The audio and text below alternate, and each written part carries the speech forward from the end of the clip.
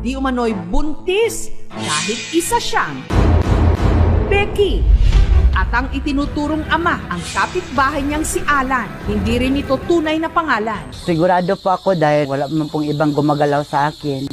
Pero kung sakali, paninindigan pa niya si Chris. Panindugan ko, sir, nga ako nga may simbata, sir. Para ma-monitor ang di manoy nasa tiyan ni Chris, nagpa-prenatal check-up siya sa kanilang health center. Doppler po yung ginagamit po dito namin para ma-detect yung heartbeat ng baby. Nung chinek ko, may heartbeat na yung tiyan niya. Nasa 120. Natutuwa po ako.